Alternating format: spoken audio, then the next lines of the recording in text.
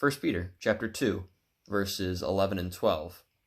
This is continuing Peter's section talking about what it means to be an exile and what it's like to be different than everybody else. He says, "Behold, I urge you as sojourners and exiles to abstain from the passions of the flesh, which wage war against your soul. Keep your conduct among the Gentiles honorable, so that when they speak against you as evildoers, they may see your good deeds and glorify God on the day of visitation." I want to focus in on verse 12 here, because Peter says, keep your conduct among the Gentiles honorable. Well, Gentiles means non-Jews, right?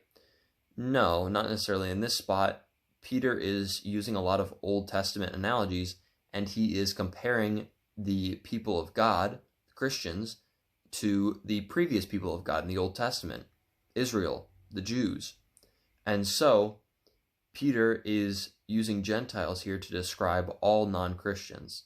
Not specifically non-Jews, because Gentiles are now part of the family of God. They're part of the family of God if they believe.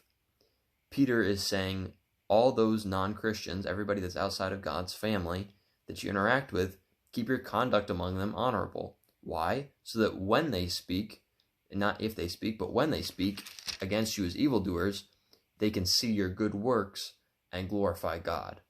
That when they look at you and your good works, they'll glorify God, as opposed to tearing God down, and as opposed to lowering their perspective of who God is.